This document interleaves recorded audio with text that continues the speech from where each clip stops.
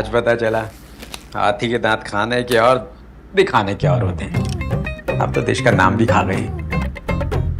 पर एक बात याद रखना, नाम बदलने से रावण राम नहीं बन जाता, जैसे लेबल बदलने से लेवल नहीं बदलता। महाठगबंधन के रावण का दहन किया जाता है, चयन नहीं, देश हित में जारी।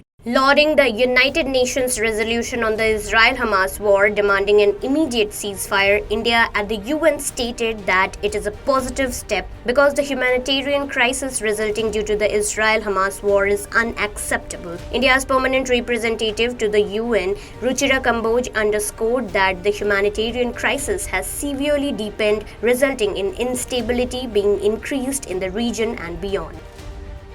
We are deeply troubled by the ongoing conflict in Gaza. The humanitarian crisis has deepened and instability has been increasing in the region and beyond. In this context, we view the United Nations Security Council's adoption of Resolution 2728 on 25th March as a positive step. India further condemned the large-scale deaths of civilians, especially of women and children, and stressed that the need to avoid the loss of civilian lives in the war is of significant importance. Ongoing conflict between Israel and Hamas has led to a large-scale loss of civilian lives, especially women and children. The resulting humanitarian crisis is simply unacceptable. We have strongly condemned the deaths of civilians in the conflict. It is imperative to avoid the loss of civilian lives in any conflict situation. Notably, the UNSC resolution adopted last month demanded an immediate ceasefire along with unconditional release of all the hostages held by Hamas terrorists. Furthermore, the UN resolution also called for allowing access to medical and humanitarian aid. The adoption of the resolution is a major breakthrough in the ongoing Israel-Hamas conflict, which has raised tensions in the Middle East. The UN resolution could only be passed as the United States, a permanent UN member, abstained from either voting or vetoing the resolution, while 14 out of the 15-nation council voted in favor of the UN resolution, put forward 10 non-permanent UN members.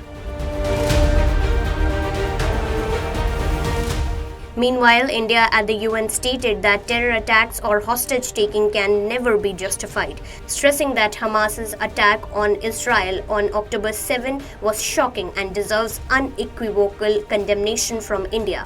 Kamboj further underlined India's position regarding the Israel-Hamas war, which has been long-standing and uncompromised against terrorism in its all forms and manifestations.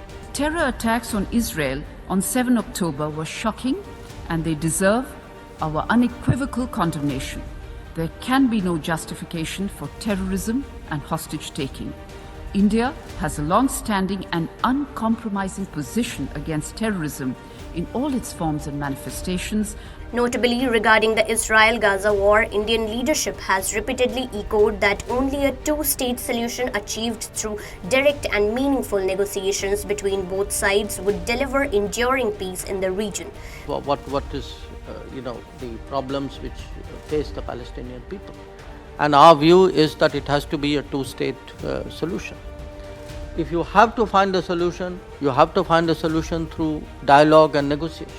You cannot find a solution through conflict and terrorism. The similar stand was also conveyed by India's permanent representative of UN, who underscored that India is committed to supporting a two-state solution where the Palestinians can live freely within secured borders and is in due regard to Israel's security needs.